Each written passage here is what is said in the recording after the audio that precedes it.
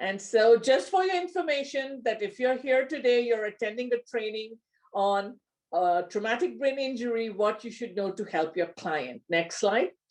And I'm not going to go over all my learning objectives, but they are there for you to look at later. But we'll be covering definition, assessment tools, how do you adapt your practice, and some resources. Next slide. So I really want to begin with a story. I don't know how many of you have heard the name Phineas Gage. If you haven't, he's kind of the person who kind of set us on the path to neurology and neurological disorders in the United States. So he was a young man, aged 26, in the mid 1800s, who was working on a railroad line. He was kind of like a foreman, and they were setting dynamite, to blast and to place the railroad lines. And unfortunately, the dynamite went off earlier than anticipated, and an iron rod flew through his brain, through the front of his brain, came out from the back, and it destroyed much of his frontal lobe, the front of his brain. Surprisingly, he survived, but everyone said he was a different man. And what they meant for that was that there was a huge change in his personality and what he could do after the injury. Sad to say, he never could go back to his pre-injury lifestyle baseline of functioning, and unfortunately died 12 years later at the very young age of 37. In California, living with his mother and sister. He had become homeless by that time and was also drinking heavily. So this is kind of the first big kind of case study, that I wanted to talk about. The other one was in our own backyard. Do you know Oregon produced an Olympic gold skier who was a gold medalist? Bill Johnson, and I think his family lived in the Gresham area, and he got the gold medal in alpine skiing, which was kind of unheard of. It was only alpine countries who got this, but he got the gold medal. And then sadly in 2002, while skiing, he fell and developed a head injury. Very significant head injury, which left him with significant cognitive compromise. He was in a coma. He could never again function at that previous level. I did see him did meet him, and then finally, he recently passed away, 2015. And that was Bill Johnson. And it was all after that massive head injury that he acquired while skiing downhill. So with that said, next slide, I'd just like to begin with, what is the definition of traumatic brain injury? We all talk about it, but what is it? It is any injury caused by a bump, blow, or jolt to the head, or a penetrating head injury, such as the one that Phineas Gage experienced, that disrupts the functioning of the brain. Remember, for Phineas Gage, it went through the front of his head and came out through the back, and so it kind of destroyed the front of his head. That was the part of his brain that got damaged. So it's a bump, bolt, jolt, penetrating head injury, and it is caused by an external force to the head. So it is an external force of some kind, whether it is a sidewalk, or it is the dashboard or a steering wheel of your car. So it's an external force. The severity of the injury to the brain ranges from mild and undetected to severe and life-threatening. And that also not all bolts and jolts result in a TBI. And TBI can occur because of traffic accidents, falls, sports injury. in the course of military service, and in many, many other settings. So again, I just wanted all of us to be on the same page in terms of what is TBI. Next slide. And then, of course, there are many kinds of TBI. And I just told you there are many ways you can get, you can get a traumatic brain injury. In that same vein, there are many different kinds. So there is something, contusion or concussion. If you hear that term, it basically means it's a head injury. Coup contra coup, and what is that? A coup injury is, it occurs at the site of the impact with the object. So if you hit the front of your head, the coup injury would cause injury to the front of your head, okay? Coup contra coup is injury occurs when on the opposite side of your head from the area that was hit. That means your brain actually shifts, it goes back and forth. So it kind of moves in the cavity. And so the injury then happens at the opposite side of where you were hit. And that's called a coup contra coup injury. Then there are blood flow and metabolic changes. If you remember the actress, I'm blanking on her name now, Richardson, I forget her first name. She also had a alpine skiing injury and had developed a huge blood clot. They didn't know that, and subsequently died within 2 days, very young. Then there's cerebral edema. So there's blast injuries, which are often experienced by people serving in the military. And then those open head injuries, like what Phineas Gage had. So there are many different kinds of head injury. So this was really for your information. Yes, if you're doing an in-depth assessment, it may be good to find out, how they got the injury, where they got it, and if there is any kind of a classification you can give it. So next slide. And so in traumatic brain injury, we kind of assess it on a scale of severity. So if it is mild, that means the LOC stands for loss of consciousness. Okay, I should have put that, spelled it out. So anyways, mild is when you have no loss of consciousness, or your loss of consciousness is under 30 minutes. Now, Bill Johnson, the skier, was in a coma for 3 weeks. So I'm just giving you an idea, okay? Moderate is when you have loss of consciousness for 30 minutes to 24 hours. And then severe is over 24 hours. So Bill Johnson obviously fell in that severe range. So why am I giving this information? I can't tell you how many times I have consulted on cases and I've asked the provider or caregiver, or it could be a group of social workers, how long did they lose consciousness? And they are unaware of it. That's why we want to know, because it is an indicator of severity. So this is how we would classify the severity. TBIs can have permanent effects or temporary effects. TBIs can have a cumulative effect. TBI at a young age may affect development. So age is important. And the fingerprint of TBI is injuries on the frontal and temporal lobes, and then changes in emotional and behavioral regulation. Okay, so I basically wanted for you all to understand how we kind of rate mild, moderate, severe. So it is really based on loss of consciousness and the extent of time that you were out of it. Next slide. And here is, I'm not going to go over it. Here is a picture of the brain. Remember, I said the fingerprint of TBI is the red area, which is frontal lobe, and the purple area, temporal lobe. Most of the injuries happening there. Next slide. And here is just a picture of a contusion or concussion. And we remember we also talked about coup injuries. You know, see the front of the brain where you see that red, kind of that red blob.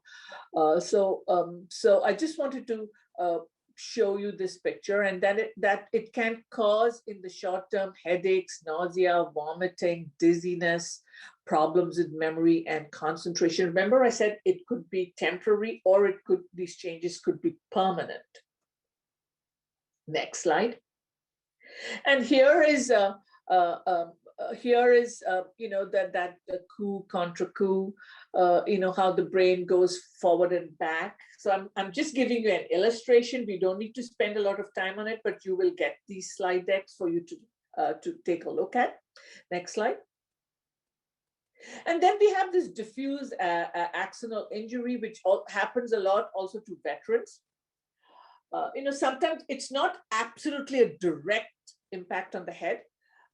So during rapid acceleration of the head, some part of the brain moves separately, and this can actually destroy or shear off, some of the axons and all necessary for functioning, and this can cause even more severe brain damage. And then lastly, I just wanted to talk very briefly about blast injury. I know a lot of you don't work with veterans. Next slide. But really, blast injuries happen from, especially in the last 20 years, in Afghanistan and Iraq, where there have been these explosions from you've heard of explosive devices. They're not exactly bombs, but they are explosive devices. So a lot of our returning veterans from Iraq and Afghanistan have experienced this kind of blast injury. I just wanted to bring that to your awareness. So next slide. And so I just want to go quickly over, some of the details of what is mild traumatic injury. It is any kind of concussion which results from a blow to the head and causes the brain to strike the skull. We've already established that. Generally, there's no major structural damage to the brain, such as Phineas Gage experienced. And this can happen, remember I said mild, with or without loss of consciousness. If you do have loss of consciousness, it's less than 30 minutes. We also have this acceleration, deacceleration injury, which often happens, by the way, in like automobile accidents and stuff. Shaken soldier syndrome, you've all heard of shaken baby syndrome, which is similar. But this is again through those blast injuries where your brain can accelerate and deaccelerate. Closed head injuries, and then these kind of mild may go undetected for several years, and that's why I was asking: do you actually ask screening questions during your intake or assessment? Because sometimes it's very hard to detect or pinpoint, and may go undetected for several years and may remain a mystery. Why have I changed? Next slide. And so the mild traumatic brain injury, it's the signature injury or disability from all of our more recent conflicts, in the military. In the war zone, these are caused by explosions from, like I was saying, IEDs, you may have heard of, explosive, devices, rocket-propelled grenades, landmines, roadside bombs. Many of our veterans have been exposed to 6 and as many as 20 of these blasts. Okay, and so this is the signature injury, these blast injuries for our current veterans from the last 20 years of conflict. Okay, so next slide. So most individuals who sustain kind of mild traumatic injury recover fully within 3 to 6 months. However, 15% or, kind of like 1 in 5 go on to experience some persistent mild symptoms. And what would be the best intervention here? Psychoeducation and promoting expectations of recovery is the most effective intervention for preventing persistent symptoms. So really psychoeducation about the trauma to the brain, what may have gotten affected, how can you compensate, things like that. And we're going to talk a lot about the intervention piece later. Next slide is moderate to severe traumatic brain injury. Remember, I told you how we classify it by loss of consciousness. So TBI for moderate or severe is knocked out or blacks out for more than 30 minutes, has memory loss or is confused for hours, days, or weeks, and has an abnormal brain scan, whether it is a CT scan or an MRI. So those would be the markers. Loss of consciousness for more than 30 minutes, and I've given you the breakout for moderate to severe.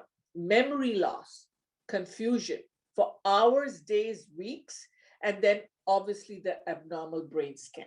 So all of you who are doing intakes, assessments, or seeing clients long-term, and now you're suspecting TBI, ask for their medical records, even if it was 10 years ago, to see if there was ever a CT or an MRI done.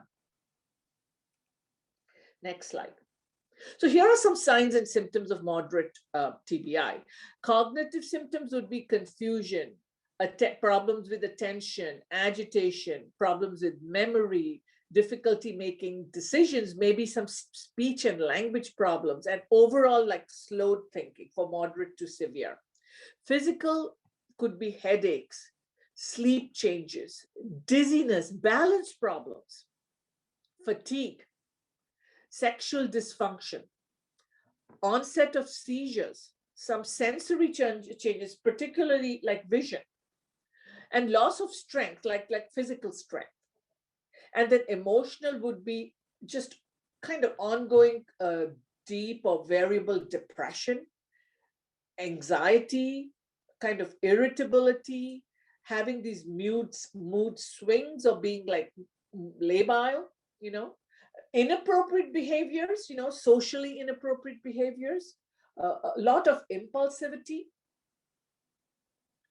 acting out of character. This is not what they used to do, which was, remember what everyone said about Phineas Gage. So these would be some of the symptoms for moderate to severe. Next slide.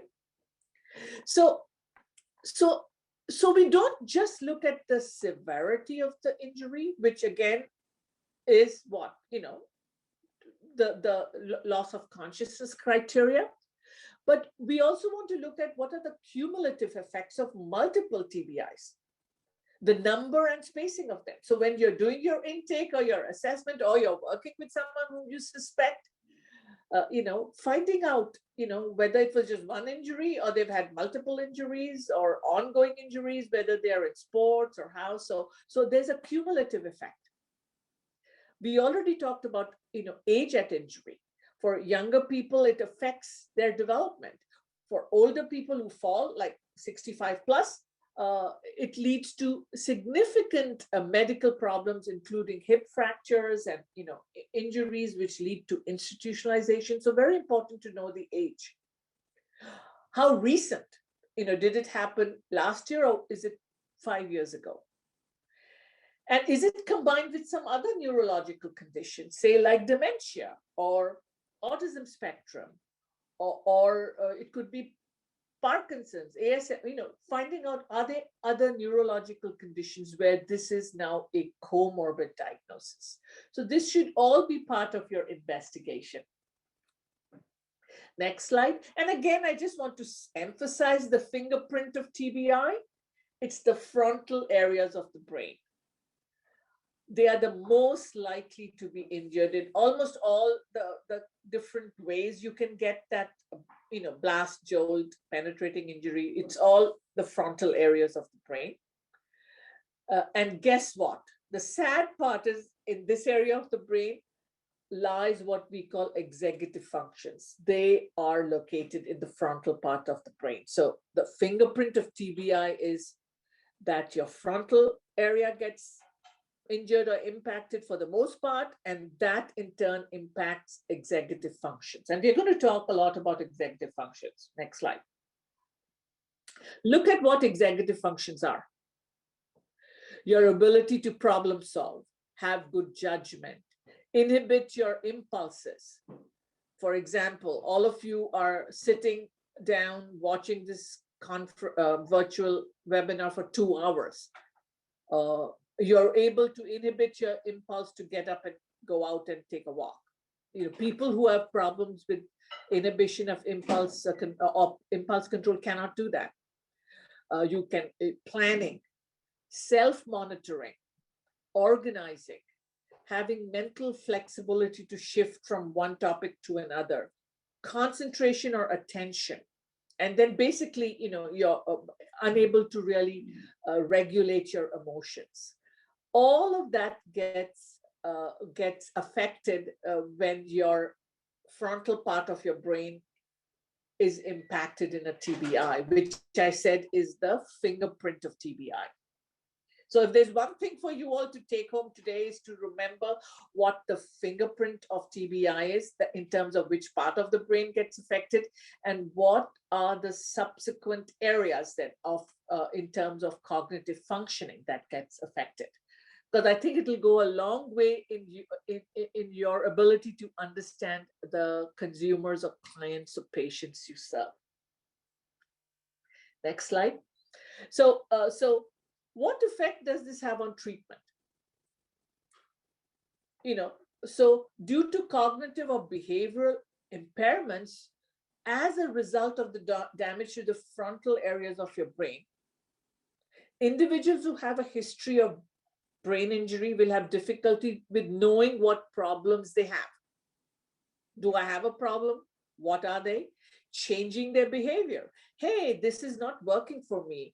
Maybe I shouldn't blow up so much. I need to change it. They have a hard time changing that. Remember, we talked about self-regulations, observing your behavior and changing it. That's not very difficult. Accessing services. They don't know, you know, they may not be able to remember how to navigate mental health services or navigate other large systems and get there on time. And very important, remain engaged in services and treatment. What do we often label people like that? Oh, he is uncooperative or non-compliant. But this is what you need to understand, that because of the nature of the injury to the frontal part of the brain, which I said is the fingerprint, this is what results in everyday functioning. You know, we don't want to go into fancy words. This is how they present in their daily lives. This is how it impacts them. So how do we need to change how we work and how we approach and how we make services available or accessible to these group of individuals. Next slide. And so what have been the barriers for all of us? I saw there are, you know, so many people on this training today from all over. Lack of experienced staff and lack of well-designed referral sources who understand how to adjust their approaches to help people with traumatic brain injury. Misinterpretation of traumatic brain injury by treatment providers by all of these negative labeling, lazy, uncooperative, he's a no-show all the time. I am tired, he's not going to change. He's incorrigible, whatever the terms are. You know, what it ends up is these negative labels, which actually stay with them for a long time, and they impact their ability to access services because, quote unquote, their reputation precedes them. Lack of a rich environment to provide stimulation, structure, and support. And this is across the continuum of care, from our residential to our outpatient settings. Lack of those kind of environments, or where we can refer them. And discontinuation of treatment by us, by providers, before goals are met. For all of those reasons I just told you, lack of experience, misinterpretation of symptoms, negative labeling, implicit or explicit bias, and you say, goodbye, you're not engaging in treatment. I don't know what else you do. My policy of my agency is to close you after 3 missed sessions. So discontinuation of treatment. Next slide. So who are at risk? Who are these groups of people? You know, in my early poll question, I just asked you about veterans. Next slide. But, you know, the most dangerous are sports injuries, contact sports, football, and, you know, all of these sports, cycling, you can see skating, skiing, all of them they're up there, sports injuries. Next slide. The next is, you know, I'm not saying it in any kind of order, but TBI and military service. It is estimated that 1 in 5 returning troops may have experienced some sort of a brain injury. You know, they sustained a concussion, or they've had those blast injuries we talked about. And, you know, 20%, that's very high. 1 in 5 are coming home, don't know that they have mild TBI, or their providers, and they're unaware of it. And, you know, we talked about why has there been an increase in this. One is, you know, in this generation of soldiers returning, you know, why has there been an increase in TBI as opposed to earlier generations? Because of technical advances in battlefield gear, which reduces death, but increases severity of injuries to head and limbs. And then modern military medicine allows for life-saving trauma care in the war zone, with immediate transport to care and rehabilitation. So those are the 2 reasons why people who are sustaining most severe head injuries are surviving and coming back home, for these 2 reasons. Next slide. And here I'm going to let you take a look when you get it. I'm just giving you some statistics about veterans. Next slide. You know, since our initiative is older adults, I just want to talk a little bit about older adults and falls. Traumatic brain injury is a significant problem with older adults. In Oregon, 1 in 3 older adults, that is 1 in 3 older adults age 65 plus has a fall. 1 in 3, 33% fall. It is responsible for more than 80,000 emergency department visits each year. And of those, 3/4 result in them being hospitalized due to that injury. Adults age 75 and older have the highest rate of TBI-related hospitalization and death. And it is one of the leading causes of death for older adults. First it's falls, and then it is, you know, motor vehicle crashes. So it's a very, very significant problem with older adults and older adults in Oregon. So how much more, if any of you who work with older adults need to be screening for that? Falls are the leading cause of hip fractures and traumatic brain injury among Oregon seniors. In Oregon, falls are the leading cause of fatal and non-fatal injuries for adults 65 and older. Lots, you know, hip fracture, lots of injuries. While falling is common for all ages, the severity of injury for older adults results in loss of mobility, independence, and increases mortality. So yes, younger ages also fall, but the severity is far greater when you're older. Next slide. What about mental health and co-occurring TBI? Look at this. TBI is common among people with co-occurring mental health and substance use disorders. So all of you on the phone who are from community mental health programs or other mental health organizations, it's very common. Repeated and serious TBI are very common in this population. Failure to detect TBI in people with co-occurring mental health and substance use disorders could lead to misdiagnosis and inappropriately targeted treatment. And I'm going to talk a lot about that. So, I've just given you some more studies here. 80% screen positive for, there was a study done of 295 people. My citation is there. 80% screen positive for TBI, and 25% reported at least one moderate to severe TBI. TBI was associated with current alcohol use and psychiatric symptom severity, with a lifetime rate, higher rate for institutionalization and homelessness. Next slide. Look at brain injury in our forensic population. In Oregon, we have a huge growing population of forensic individuals who are unable to aid and assist in their defense. They're sent to the state hospital for capacity evaluation, etc. Look at it. History of TBI was ascertained in 23% of, they did a study, that is a quarter in this study, had TBI, and they were forensic clients.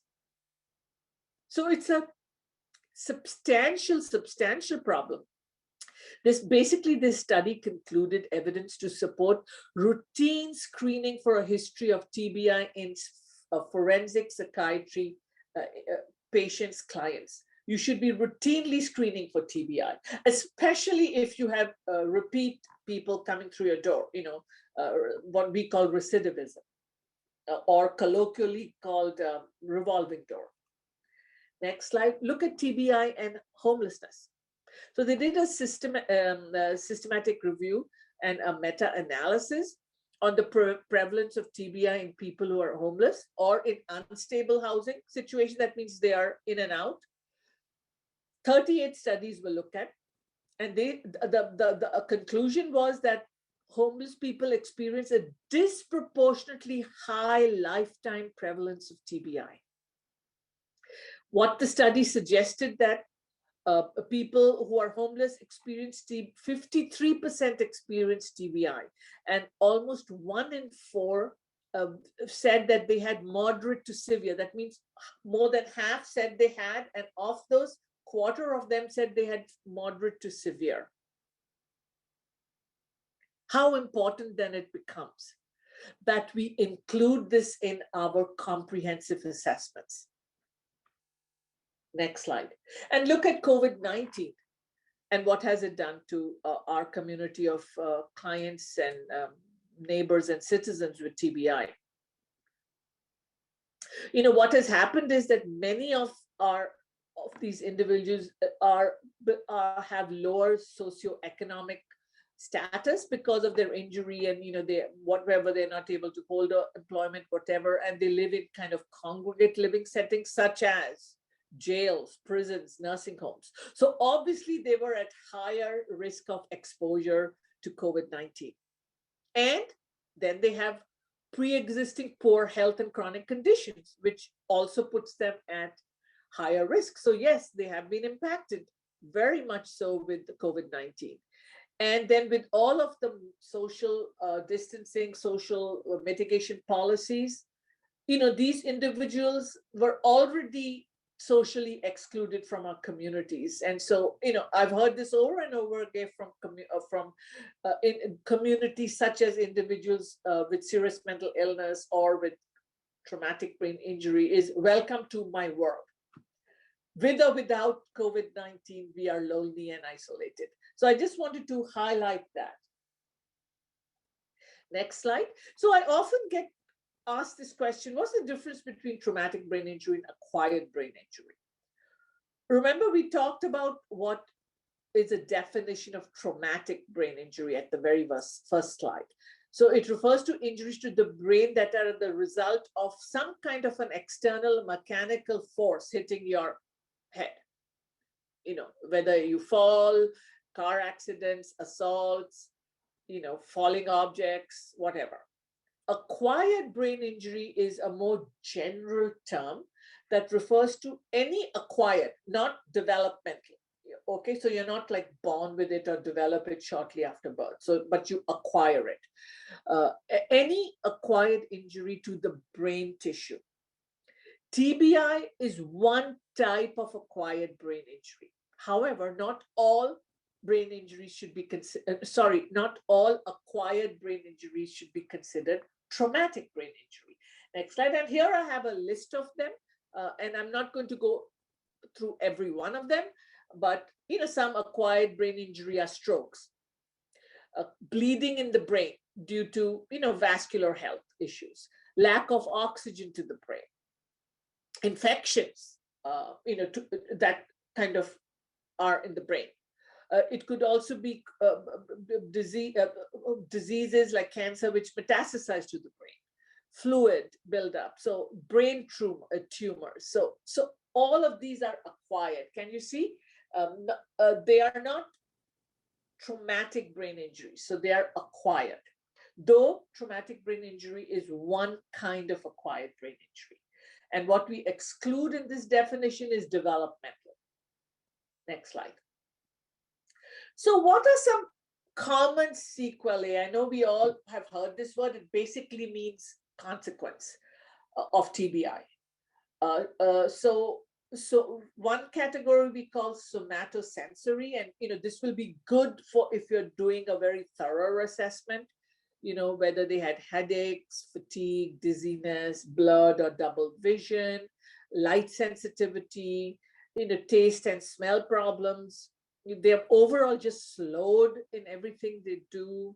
Poor coordination, whether it is gross or very fine muscle movements, they can't do, or their speech has been affected. Next slide. Other ones are the other sequelae is or consequences. How has it affected your brain function?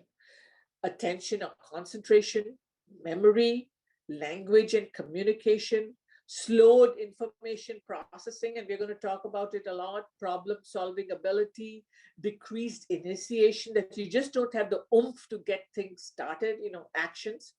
And then that whole list of executive functions that I talked about. Remember the fingerprint of TBI. Next slide. So I was thrilled to see so many of you on this training, today. And so our hope is that all of you will develop we call you all workforce. We are all the workforce. The hope is that you all will develop new skills. How to elicit and evaluate a person's history of brain injury, and how to recognize and accommodate cognitive and executive function impairments in your practice, in your agency. So our hope is by you attending this and by Angela offering this through the initiative is that you all will acquire some new skills, so you will be a better qualified workforce to work with individuals with a TBI. So next slide. So why is it important to screen? Often it is an invisible diagnosis. Someone doesn't walk into your room with it written on your head. So, it can be subtle. They may not even know it is related to TBI. So it's often an invisible diagnosis. Many individuals do not know they had a TBI unless you ask them, and we'll talk about that. So documentation of history of TBI it may not be found in the medical records that you call for. Next slide. These are some questions which you can ask. Have you ever been hospitalized or treated in an ER following a head and neck injury? And they can tell you, yes, I had a car accident, or I was playing football, or whatever it is. Have you ever been knocked out or unconscious following an accident or injury? Have you ever injured your head or neck in a car accident or from some other moving vehicle accident, such as like a bicycle or a motorbike? Have you ever injured your head or neck in a in a fight or a fall. A yes answer to any question may indicate a formal TBI assessment. So you can see it's not rocket science to include this in your assessment. It could even be a little questionnaire that you can give people prior to beginning your session. And then if it's a yes, definitely it should then lead up to a more thorough assessment. Next slide. Knowing a history of traumatic brain injury can help all of us provide effective treatment to your patients and clients. And today we are not going to go over this screening tool developed. It's called the Ohio State University Traumatic Brain Injury Identification Method, or short form OSU TBI-ID. We have a link at the back, or if anyone wants more in-depth information about the screening tool, we can arrange for it. But I wanted to put it there because that is the best practice. So next slide. So now we are going to really move to look a little bit on the sequelae of symptoms post an injury. I'm not going to spend a whole bit of time on it because I really want to focus on the interventions. But look at it. Symptoms of TBI, they cover the whole gamut. Emotional symptoms, behavioral symptoms, physical, cognitive, and social. Just take a moment to think about someone you know, whether it's a client or a family member who has experienced these symptoms. And try to think, oh, so that was why he was doing this socially, or that is why he was doing this behaviorally. And I can tell you a lot of stories about Bill Johnson, but we don't have time for it, how that skiing injury impacted all of these areas in his life. And he was, in the prime of his youth when that happened. Next slide. So emotional sequelae, depression, anxiety, feeling hopeless and helpless because you are a changed human being, reduced confidence in who you are and what you can do, apathy, just feeling numb, and intense fear all the time because you think you can't do what you could do. Behavioral, impatience. The next slide, please. Impatience, just anger or irritability, very low frustration tolerance, confrontational behaviors, that you confront and fight physically too. Impulsive, you can't put the brakes on behaviors, whether it is drinking heavily, driving rashly, getting into fights, or whatever it is, poor impulse control. Increased avoidance of situation or activities that feel uncomfortable. And then kind of withdrawal. All of these are behavioral symptoms. Next slide. Physical. We've gone over some of this already. Headaches, pain, fatigue, vision and hearing changes, and also other senses getting affected. Next slide. Other ones are changes in sleep, in appetite, feeling dizzy, nauseous, sexual functioning changes, all part of physical. Next slide. Cognitive changes, problems with attention, with memory, just disorientation and confusion. Everything is slowed down mentally. You can't have a hard time making decisions. You may suddenly have very poor judgment, and you're unable to plan and organize. For example, all of you had good executive function because you planned and organized, took time off to be here today. Did you know that was all your executive function? Imagine if you don't have that. If one of your clients had a schedule to attend today but couldn't remember, did all of the thinking 2 months ago, I'm going to come, but forgot, because they don't have that ability to plan and organize and get there on time. Social. Next slide. Relationship changes. You know, a lot of veterans who've come back with brain injuries have had huge issues with social impacts. Aside from everything else, you know, there's high rates of divorce, changes in ability to engage in leisure activities, decreased performance at school and work, alienation from others. I'm different now, I'm not the same person, which then leads to, guess what, feeling socially isolated and lonely. Next slide. There are lots of psychiatric comorbidities. Unfortunately, today we are not going to cover psychiatric comorbidities. If you want a training on that, please put it in the chat box and we can look at providing it at a later date. But suffices to say that there's huge overlap or co-occurrence of psychiatric comorbidities. Depression, the most common being depression, suicide, PTSD, substance use disorder, and opioid use disorder. Next slide. And again, I am just kind of reiterating this, you know, what mild injury looks like. What we said was no concussion or very minimal loss of consciousness, but and a normal neurologic exam. Next slide. And you know, I'm not going to go over these slides. I am just going to have them in your slide deck so you can take a look at them. Next slide.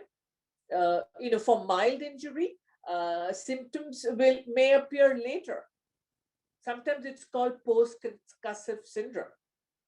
And they could emerge as headaches, dizziness, kind of a very mild slowing down. You've noticed that, you know, everything is slowed down, that you can't process as fast, and then you feel fatigued.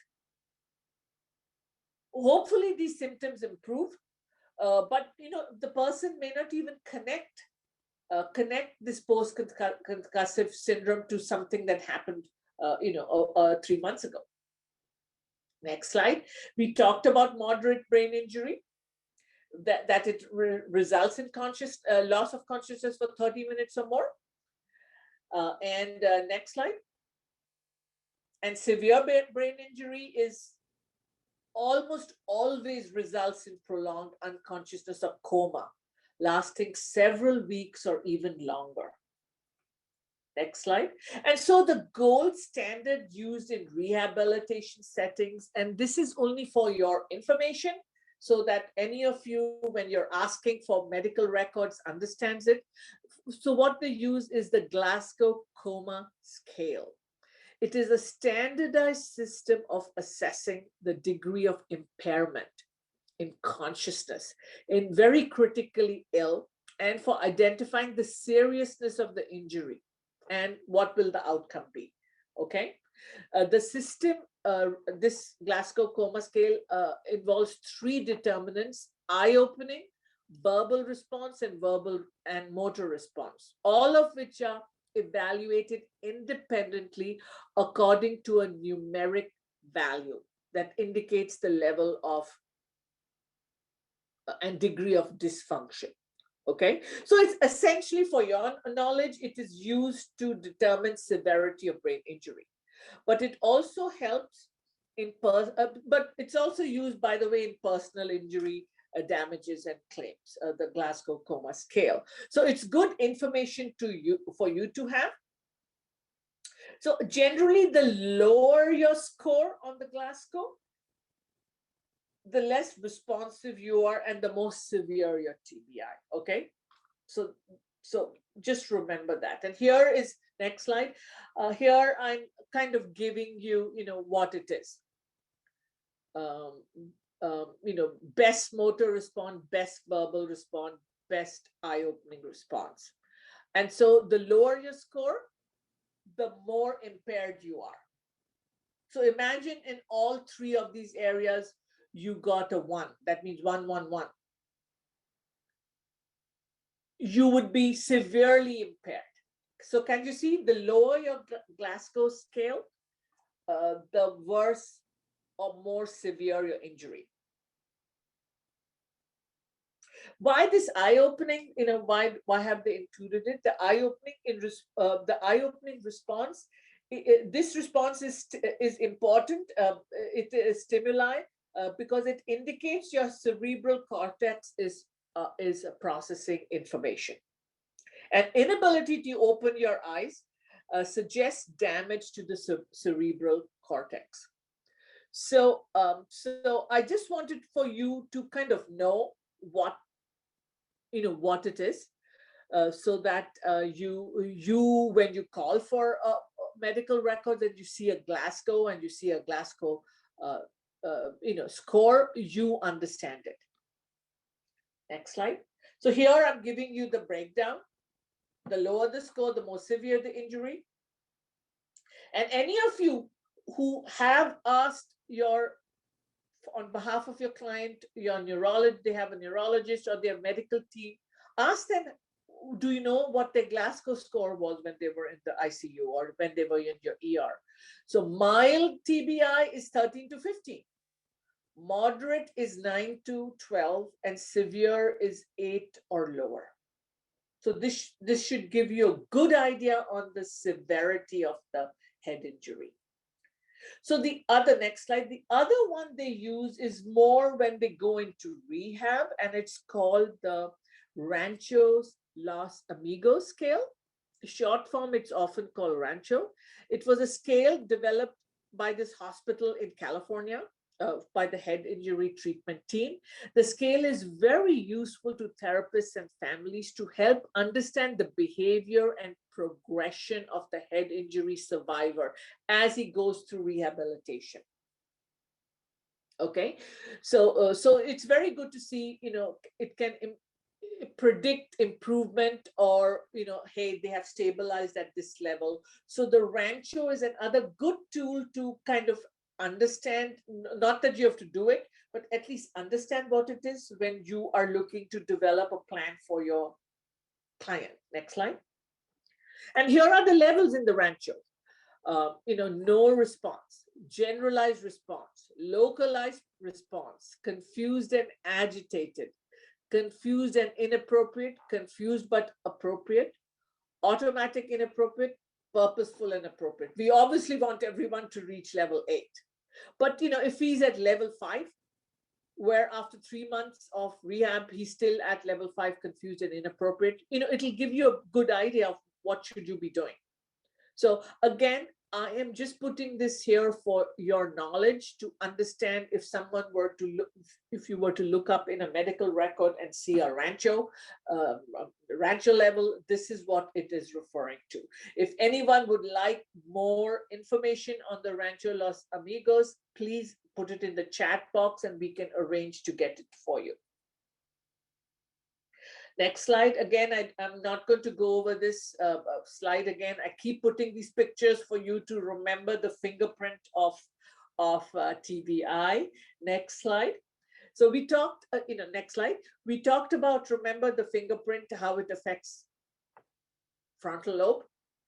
And it affects all of these areas: completing tasks, initiating tasks, setting goals. What are treatment plans but setting goals, correct?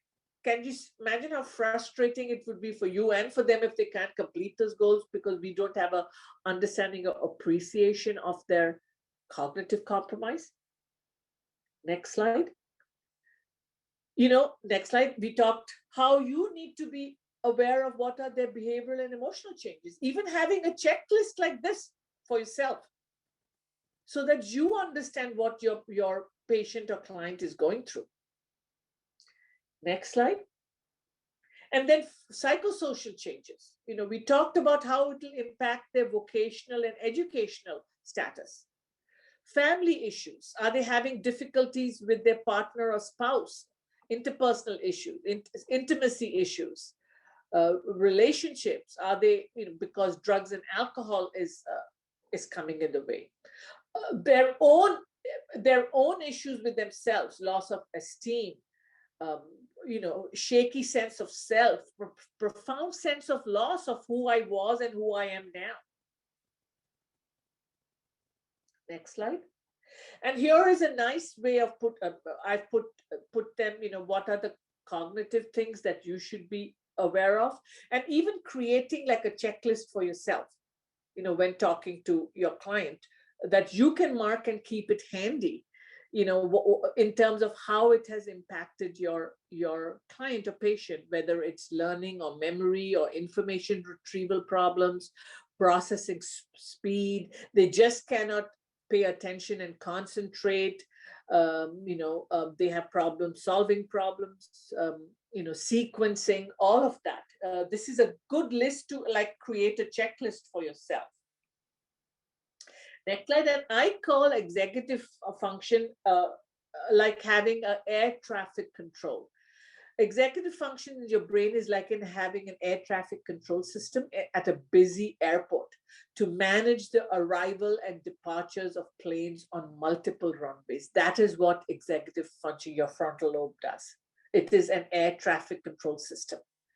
And sadly, that's where most of the injuries happen. Next slide. So again, I'm also comparing it to an orchestra executive function. Completing tasks requires the successful orchestration of several types of executive functions. And so if your brain frontal lobe is injured or damaged, can you imagine how every one of these would be difficult? Because you cannot orchestrate all that goes into planning, to actually plan for something and navigate something and get there, because it requires a lot of interlocking functions to happen. Next slide. And here I'm giving you again, next slide, just a list of them. Again, make a list of these and keep them. Planning and organizing, flexible thinking, monitoring progress, multitasking, problem solving, self-awareness, social behavior, making decisions, having motivation and drive, initiating behavior, which essentially means starting a behavior that you want them to do, inhibiting inappropriate behavior, having the ability to regulate your emotions, and being able to really pay attention and concentrate to take in the information and then act on it. Next slide. So look at executive function in action. Very simple task of cooking a meal. You want to cook a meal. You live independently. You want to cook a meal. You have to have motivation, correct? You want to make a meal. So you have to start with making that decision. Planning and organizing. You have to have a budget. You have to get the ingredients. You have to decide on the right time to start making that particular meal. Monitoring progress. You have to check periodically to see if the food is cooking, correct? If it's in the oven or it's on the slow, you're kind of simmering it on the stovetop. Flexible thinking. While you're cooking, while you're checking, you said, oh my, I have to lower the heat. It's cooking too quickly, or I have to leave it on longer. That is flexible thinking. Multitasking. While you're cooking, you may be doing laundry, you may be folding laundry, you may be calling a friend, you're doing multitasking. Next slide.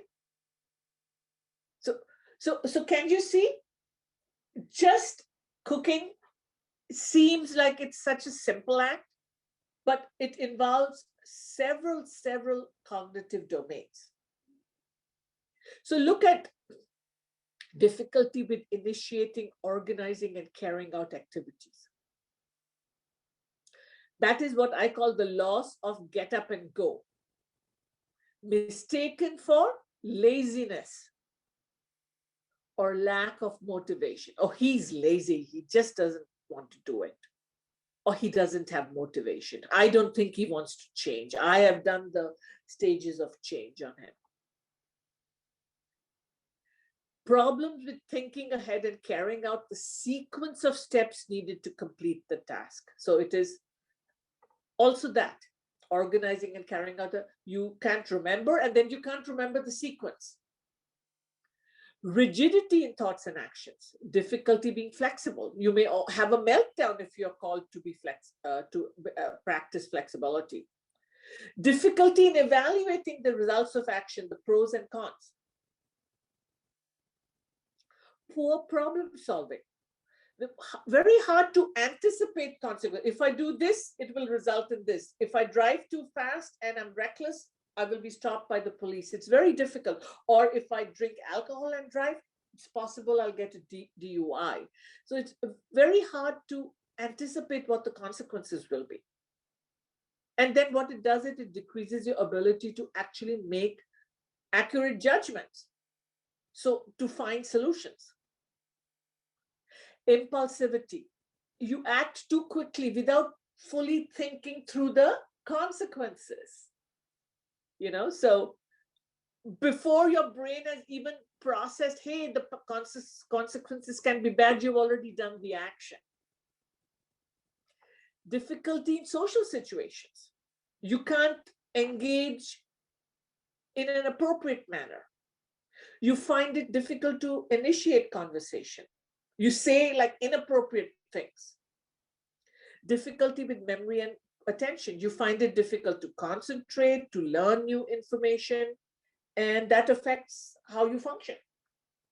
Next slide.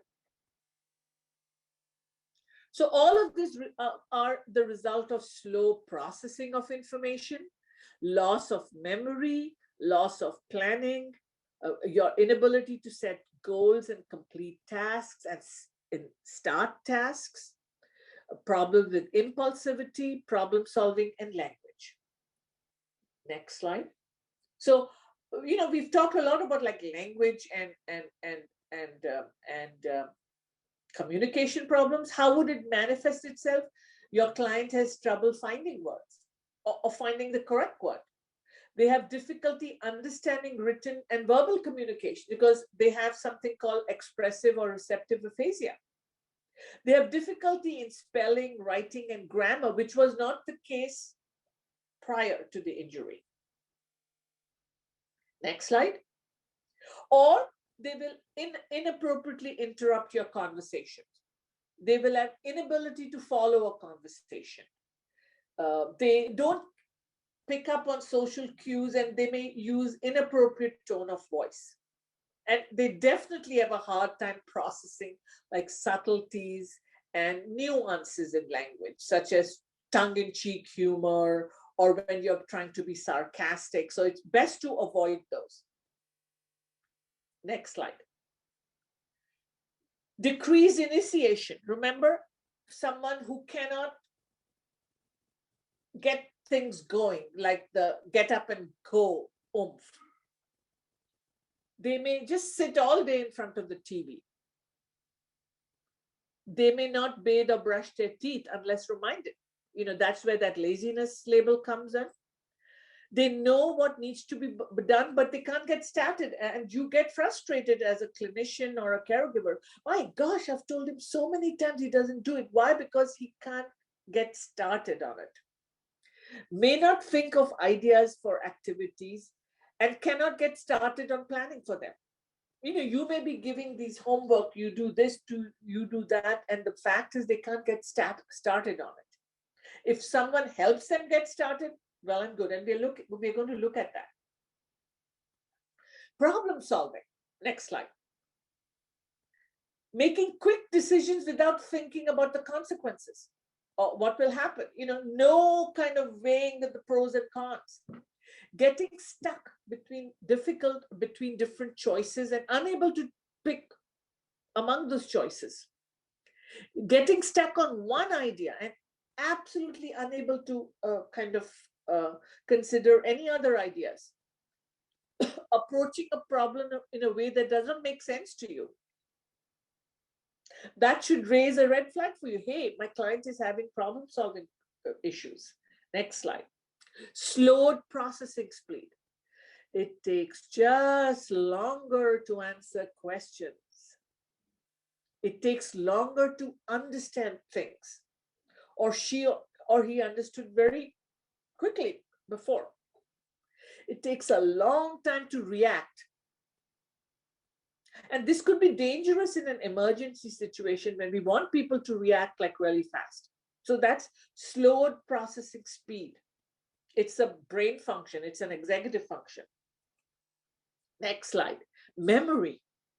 They forget their appointments. They forget your names. They need to have things repeated. They take longer to learn new information, if at all. They forget things very easily. They lose or misplace things, including reminder cards which you give them or therapy homework, and repeat questions or the same story over and over again. Can you see how this affects everyday functioning? Next slide. Attention. Remember, it gets affected, attention and concentration. You have trouble focusing. You have trouble staying on task. Here you're trying to get them into employment and they cannot focus on the task or stay on task. They're very easily distracted by noise or visuals or noise. They're unable to kind of filter that out. Trouble concentrating while reading. Difficulty doing more than one thing at a time. So how important it becomes then to find employment for your client where there's a match for what their attentional abilities are. Missing key pieces of information in a conversation. You are talking so fast that they are only picking up on maybe every second word. And guess what? They either don't know how to answer you or they come back with a weird answer and you are upset. Next slide. So this is basic. You know, what can you do?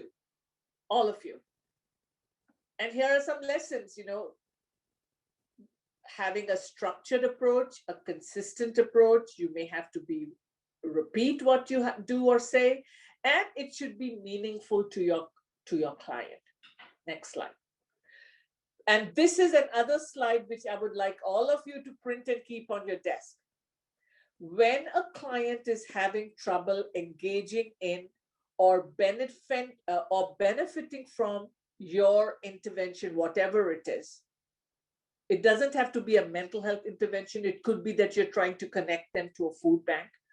Ask yourself these two important questions.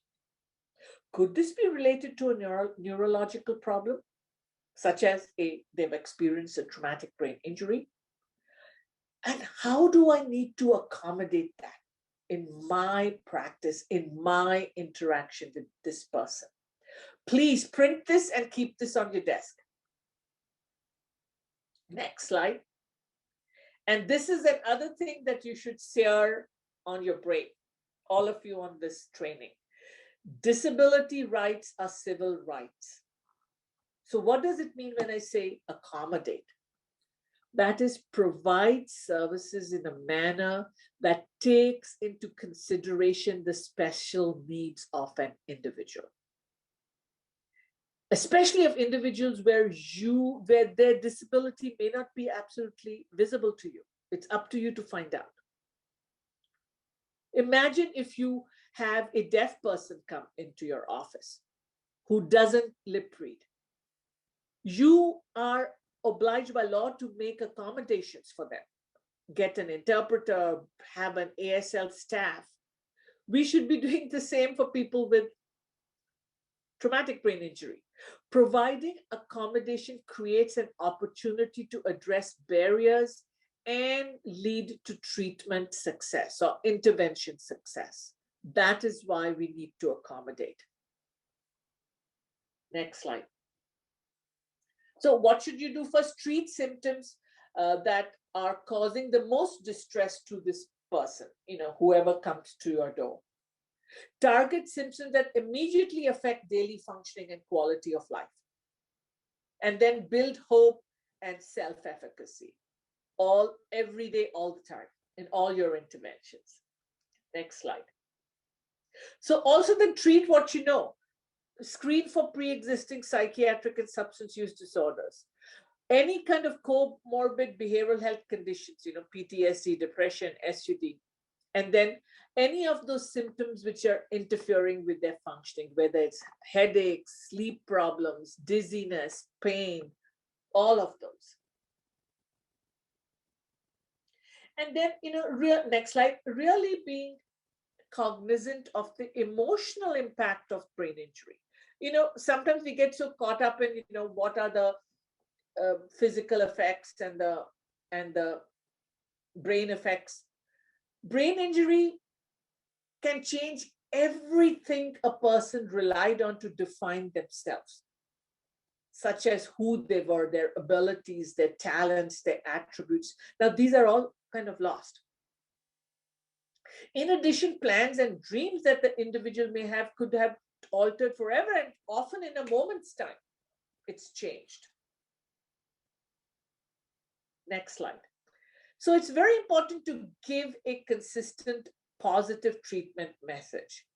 You are messed up should be out of your vocabulary. It should be you have all of these conditions and problems.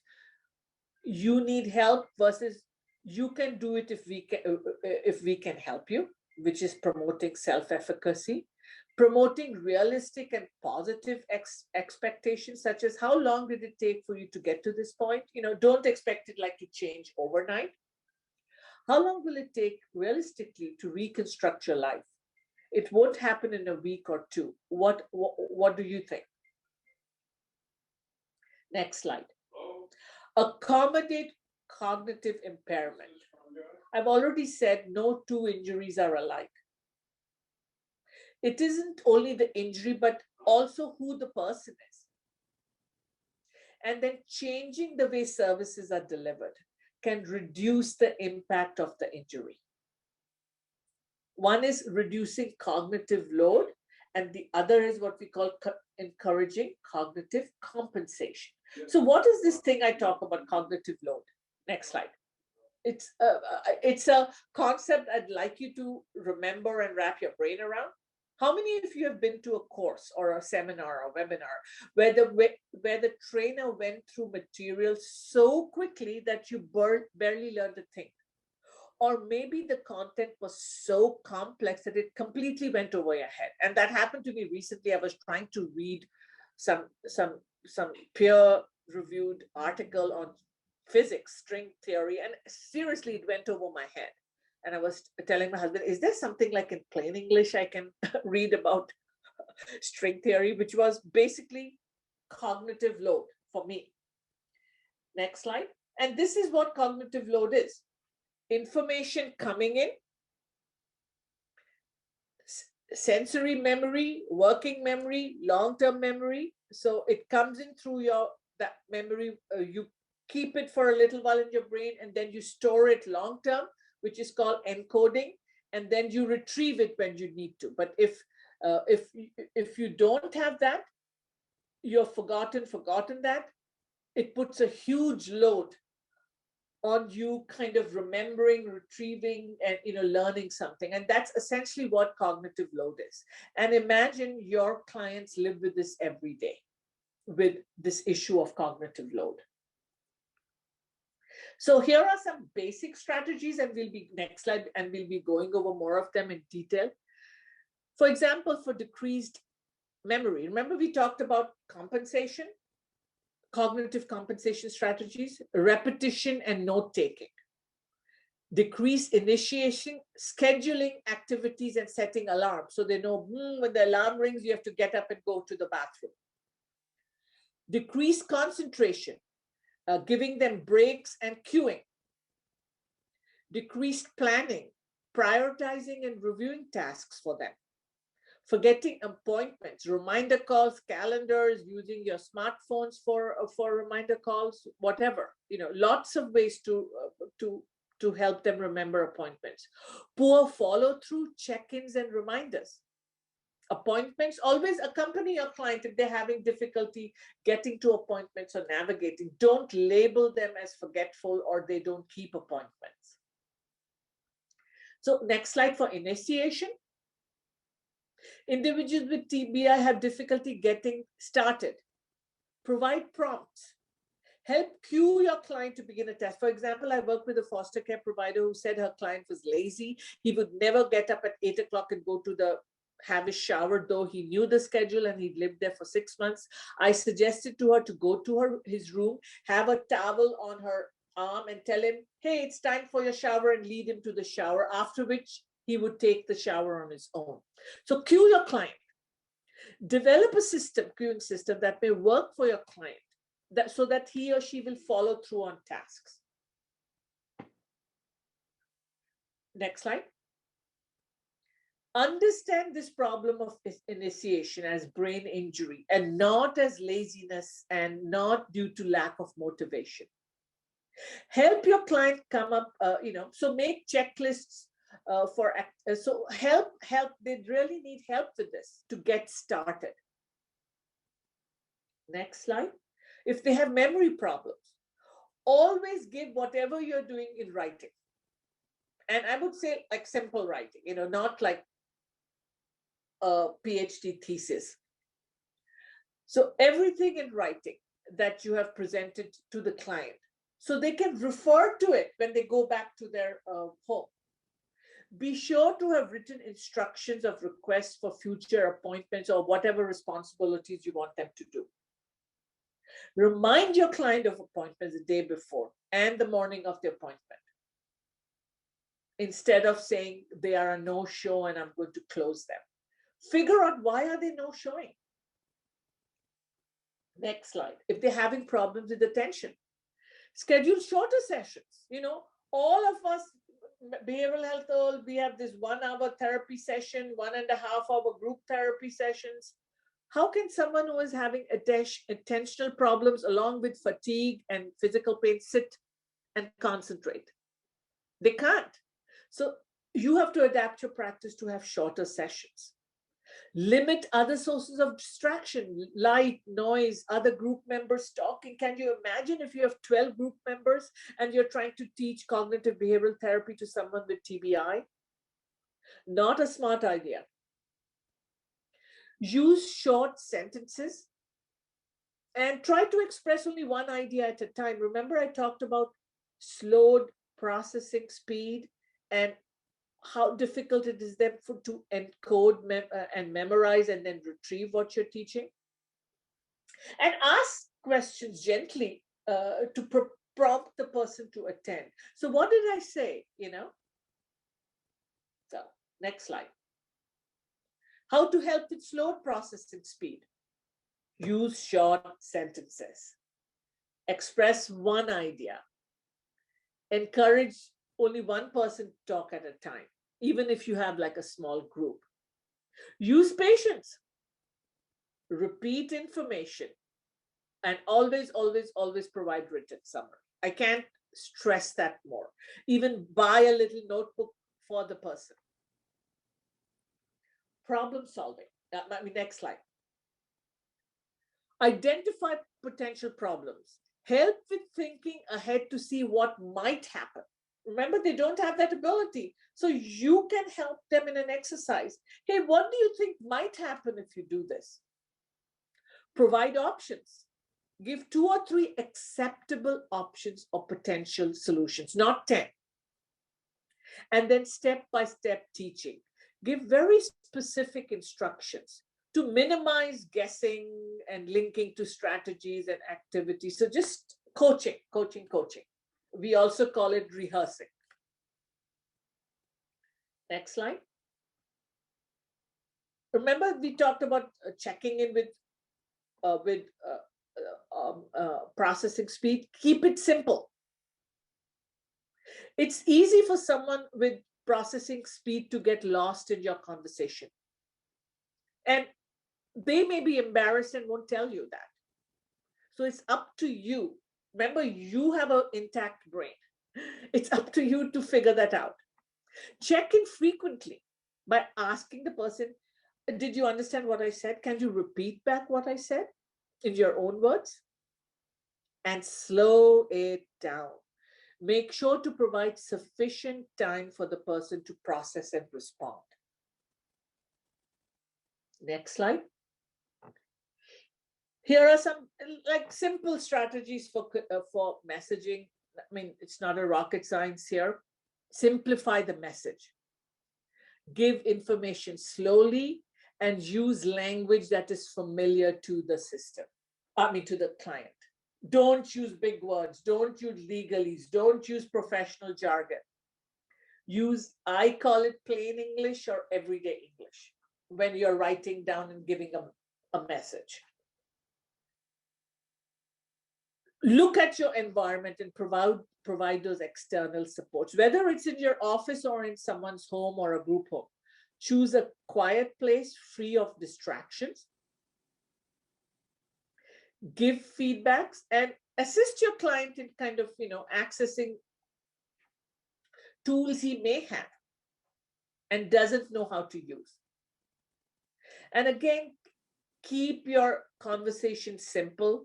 Linear conversations are better than kind of going tangential and going all over the place and then trying to bring the conversation back. Keep it simple and linear and check for comprehension. It is perfectly okay. So today, I'd like to see what you understood I have said so far. Can you tell me what we've just talked about in your own words? So you're asking them like to paraphrase, which is one way of kind of understanding their comprehension. Okay, next slide. And here there are just a whole group of other strategies which I am not going to go over today.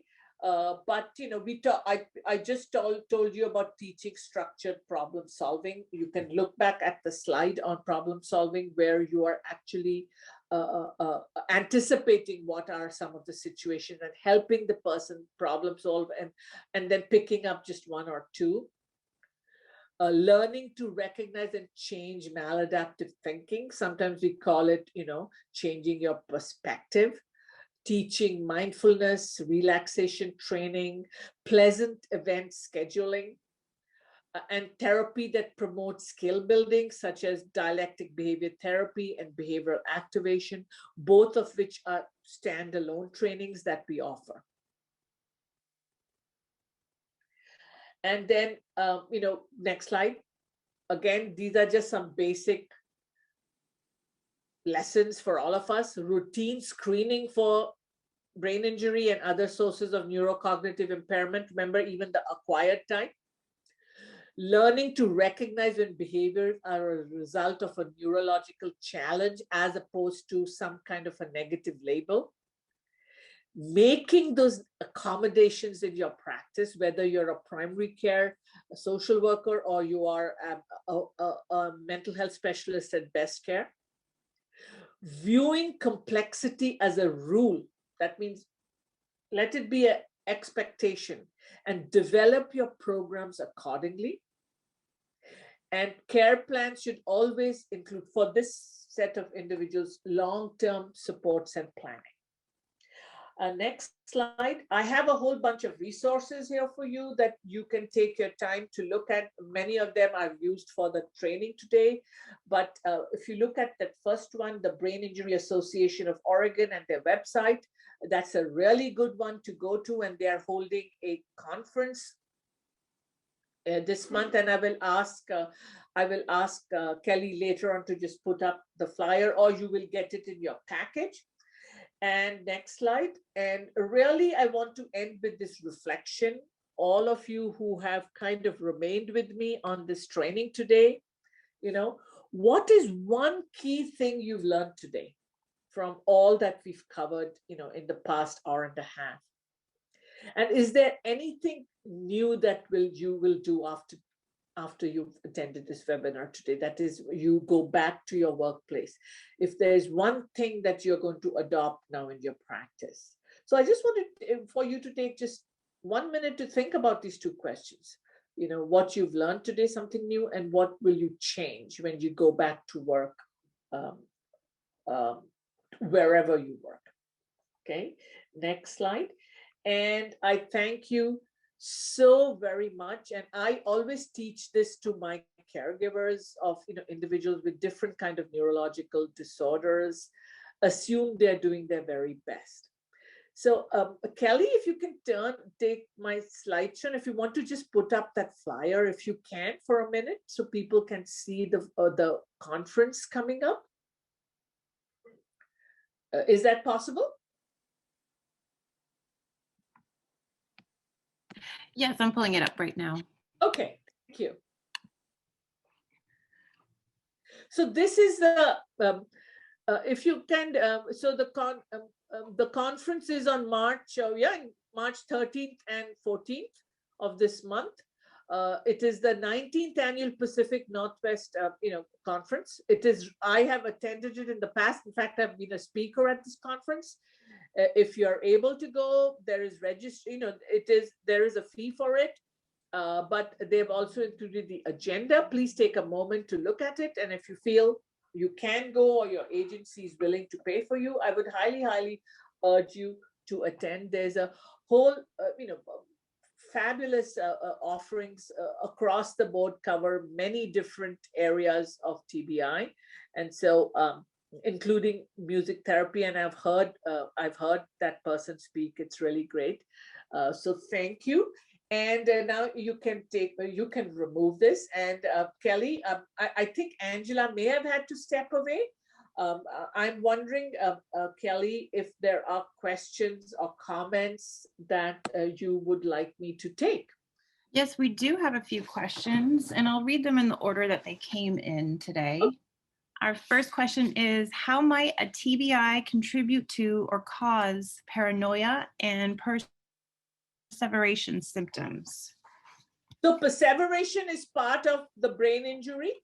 So yes, perseveration absolutely can occur after a brain injury of any kind, including the acquired type. So yes, perseveration is very common, and it can be kind of frustrating a lot to caregivers where person perseverate. And perseveration could be kind of verbal, and it could be an action also. Like I worked with a person who had she would get stuck on an action, like supposing she was folding a shirt. She would keep doing it. She couldn't stop. So she was perseverating in action, but you can also perseverate in like vocalizations, questions. So yes, so it's common. And in many other neurological diagnoses too, aside from TBI. And yes, depending on where the injury occurs, and some people have experienced psychosis. So yes, TBI can produce that. Paranoia is a psychotic symptom. So it could be a kind of a paranoid delusion you have, that you're afraid, or you think the FBI is after you, or you feel so. It's a false belief. Next slide. Next question. Our next question is, you said psychoed is so important, but doesn't TBI interfere with learning and retention? So yes, so you have to actually accommodate and adapt your psychoeducation. So there's lots of stuff. You can go to some of the sites I've given you, where you can take the information and adapt it and make it as simple as possible. Using graphics and pictures and words, like a combination, like a blended combination of strategies. So yes, so it would mean adapting it for someone with TBI, and always in writing, so you're teaching it and you're giving it in writing so that people can then go at their pace. Great. Next one we have, I noticed there are many similarities with TBI behaviors to those with attention deficit. How does a person get screened and diagnosed properly, especially if the person is very young and may or may not know if they have had brain trauma as a child? Well, that's a tricky one. And there's attention deficit is in the DSM-5, so they have to meet that criteria. Obviously, you have to take a really good history too. So whoever asked that, I will have to get back to you on that. If you can leave your email with Kelly. We'd be happy to get back to you. But, there are very discrete symptoms that you have to meet to get diagnosed with attention deficit disorder, ADD or ADHD. So you'd have to meet all of those criteria. But then if you're also doing a history and you realize the parent telling you that they had a fall and they hit their head, that will definitely go in your differential. Okay, yeah, I'm hoping the person puts their email in there because it was an anonymous one. Okay, our next question. Can you describe a couple of examples of intervention accommodations that may be helpful when treating folks with TBIs? I gave a whole bunch. I gave a bunch of examples for problem solving, pulling out a piece of paper in your office. If you see that they're having issues with problem solving and have done things, which sound bizarre to you, it should raise a red flag that they are either having an impulse control problem or they don't know how to problem solve. So pulling out a paper in your session and saying, let's look at what are the pros and cons of this behavior, and actually writing it down very simply. Remember, you're going to be giving this to them. Then other thing to do is, let's think ahead of what might happen if you do this behavior, and let them come up with some ideas. I may do this, I may do that. Then trying to figure out, then helping them figure out what's possible solutions. I'm just giving you one simple example. So that would be how you would use problem solving, helping them gain better problem solving skills. Some people have a problem with sequencing a task. So helping them actually break the task down in sequence. I had a client who had to call the doctor, and he didn't know the sequence, that I need to first get the phone number, I need to pull up my phone, he had forgotten that. So we had actually sequenced it with pictures, so that he could learn how to do that task. So, I have given you suggestions in the last set of slides, which were all accommodations. I can give you another example for task initiation. I recently gave a recommendation to someone with dementia, that she used to be a gardener and loved to garden. She was living in a memory care unit. They had a raised bed garden. So I suggested, she may enjoy gardening. Why don't you take her out to the raised beds? So they did that. And then they wrote back to me and said, Nirmala, she just sat there. She didn't do any gardening, And so my suggestion with them was to, put the little spade in her hand, you hold her hand and start digging, which would be initiation. You're cueing her and she will then continue. And sure enough, she did. I'm just giving you a really simple example.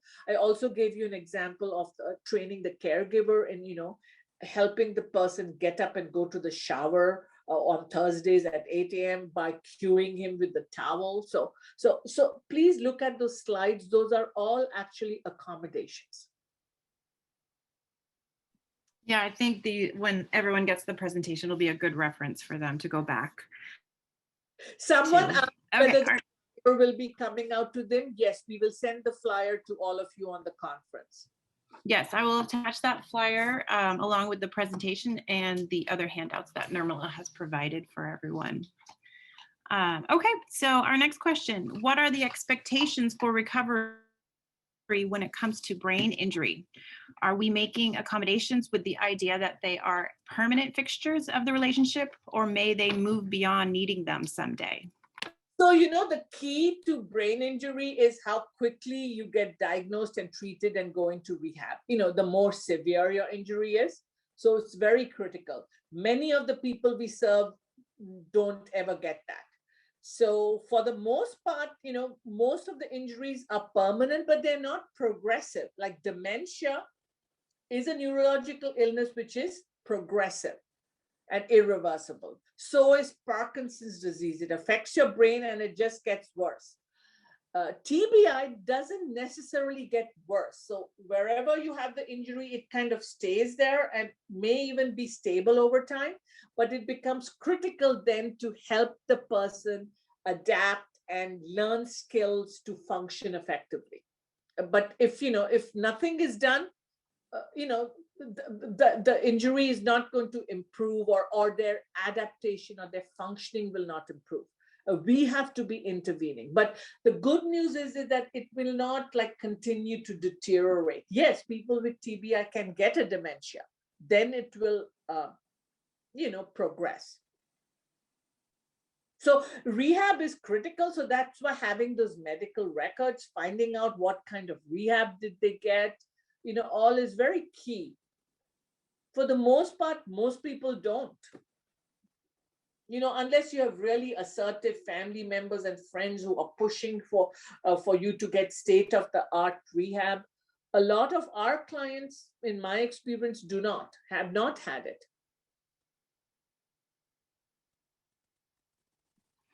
Working with an occupational therapist is a very good thing. Any of you who have access to occupational therapy, kind of doing a referral to see, what are areas of strengths, what are areas that you can actually help your client improve in. If you have access to one, I would highly recommend working with one. So, any other questions?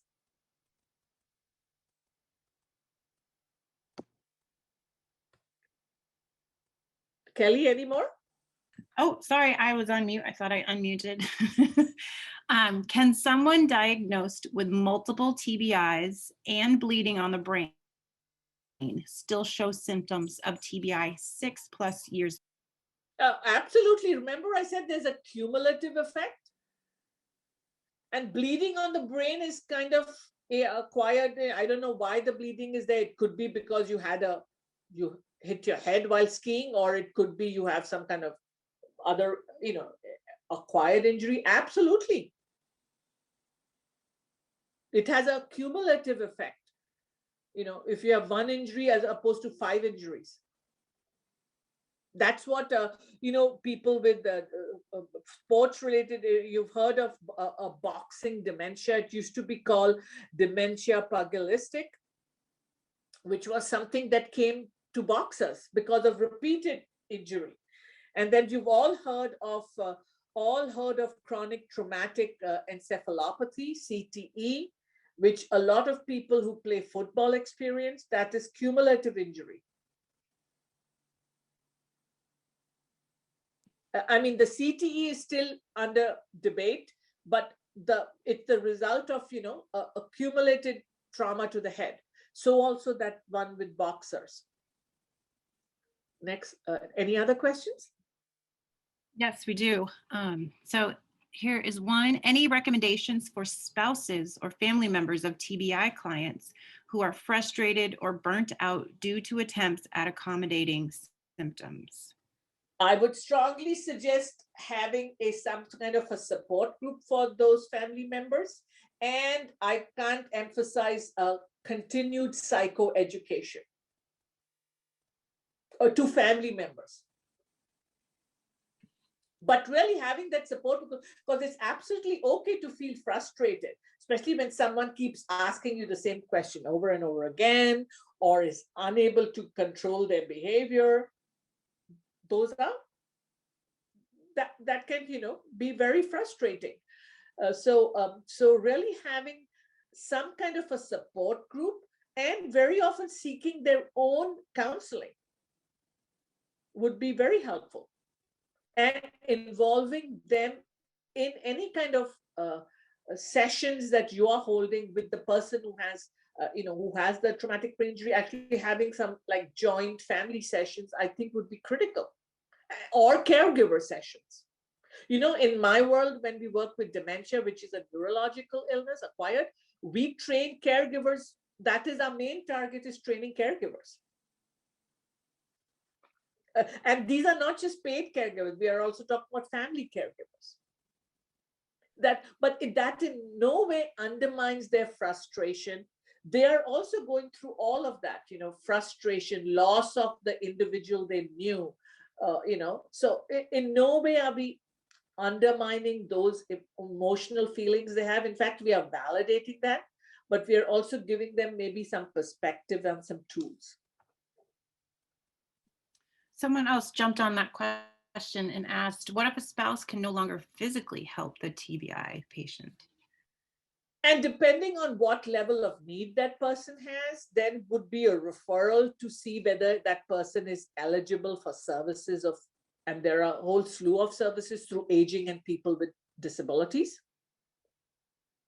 It could be they need a residential home, they need an in-home caregiver. Do they qualify for that? We have other programs through mental health too. So really, looking at what services available. And one suggestion I would have to anyone who is in that situation or knows a family, please call your local ADRC, which stands for Aging and Disability Resource Connection. It is free. You can call them and they will answer any questions you have and also do what's called an eligibility check to see what is your loved one eligible for. Okay, we keep getting all these questions coming in. We got about 4 minutes left though, so let me get through some of these. So next one, because of rules of self-determination, I have had difficulty getting providers to intervene when my members with TBI or ABI are making unsafe decisions. Any tips to help? Absolutely. I don't know. I think I gave a training maybe a month ago on the assessment of capacity. So one issue is capacity. Does the person actually have the cognitive capacity to be making these? That's what self-determination is, that you have the right to direct your life. It's a hallowed and sacred right in most Western cultures, autonomy. So it's really as a team assessing, can this individual make the right decision? And if he can, he has a right to make bad decisions just as you and me. If he cannot, and this is not global, he may be able to make it in this area, but not in that, what is it you need to do? And that's often where we have limited resources. But I always talk about shared decision-making. I talk about best interest decision-making, looking at all of that with your client, family members, or key people in their lives. And then the absolutely extreme end of that continuum would be looking for guardianship. If you feel all else has failed and this person is at dire risk for a very bad outcome, then going for a guardianship, which is, again, very hard to get and very limited resources. But that's just kind of my short answer, that yes, we always honor self-direction or autonomy. That's not true all over the world, though. I'm talking Western cultures. And so really knowing, your client well in terms of the capacity and going from there. Okay, great. Here's another one. Let's see, Linda, she works mostly with older adults. TBI symptoms are also similar to dementia, and it may be difficult to determine. History. So taking a good history, getting a good history down. So, there is no other way, unless, they do some brain scan and they say, oh, she had a massive jolt to her head. It looks like an old injury, looks like it's 10 years old.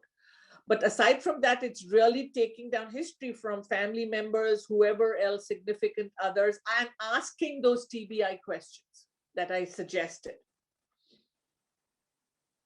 There's no other way.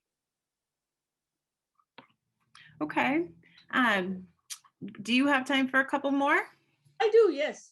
Okay, great. Allison is asking, is it possible for an undiagnosed TBI in a person's younger age to continue effects as they age, but fly under the radar of traditional diagnostics for their advanced age stages? Okay. So you mean they had a TBI when they were young and they were not detected? Is that what you say? I believe that is what she is implying, yes. And that is absolutely true. You know, most people aren't aware they have had a TBI. It is undetected most of the time, and most of us never ask that. So it's highly unlikely that most people get identified, whether you get it as a child or you get it as a teenager, which I said has more impact because it affects your development. And that you're flying under the radar, you may be misdiagnosed, you may be talked about as you need special ed, you are IDD, I mean, all kinds of misdiagnosis because we fail to recognize and ask the question. So that's why it becomes so important to have this as a standard of care, that when you're doing these kind of assessments, to ask that question. So yes, someone can absolutely be flying under the radar for decades. Okay, our next is maybe not so much a question, but a comment mentioning psychosis. Isn't that categorized as mental health and involuntary? I just want to make a comment that assessing the brain and categorizing it all must be so ridiculously difficult. Therefore, treatment must be very individualized. Okay, I didn't quite get that about the psychosis. Yes, it is we have all kinds of psychotic disorders in DSM-5. So, a good history would tell us that he developed these delusions after he was in a car accident where he was unconscious in a coma for 3 months. So then we would not call it schizophrenia, but we would link it to his head trauma. And there is a section there due to medical. So you see, you would need to take a good history to figure out what's the etiology of the psychosis. It could be that they always had a schizophrenia and we never diagnosed it, or it could be it happened right after the accident. He had a motor vehicle accident where he hit his head on the dashboard, or had to be pulled out by jaws of life. So that would be very critical. That would be a very critical piece of information to take into account. Remember, I gave you the data on forensic psychiatric patients. That means they're in the state psychiatric hospital. 50% of them have some kind of traumatic brain injury. So how do we tease it out? So it's a challenge.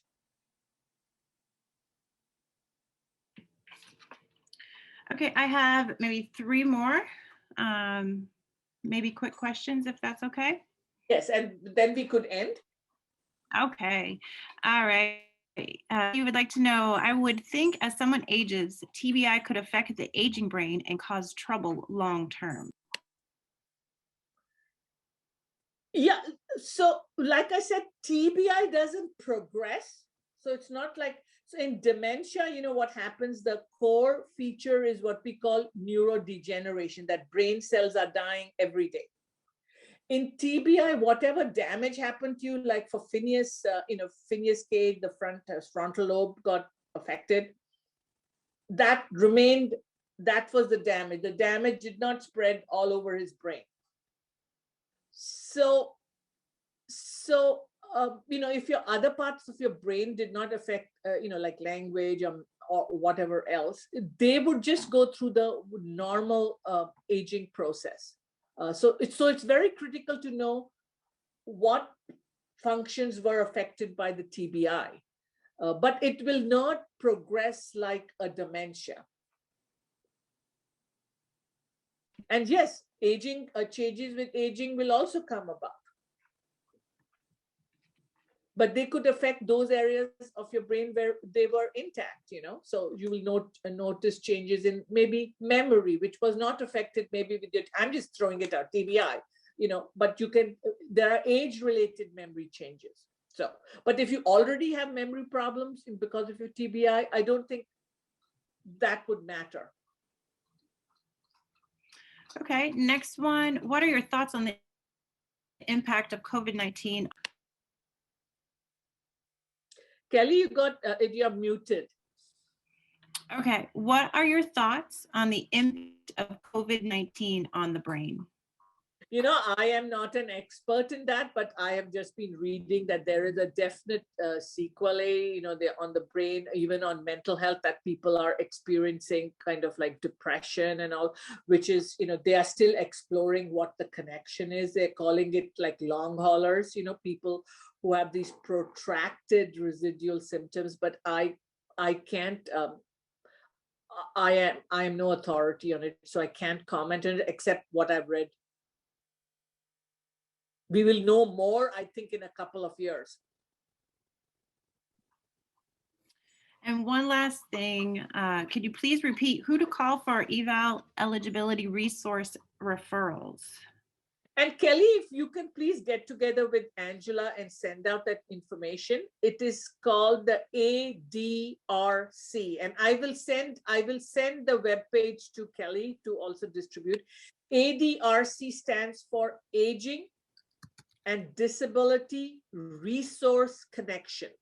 It is a 1-800 number, and we'll send it out to you. Any of you or family members can call, get an appointment, talk about what your issues are with your loved one, and see what services are available for your loved one, whether it is TBI or they are physically disabled or they have a dementia, whatever it is.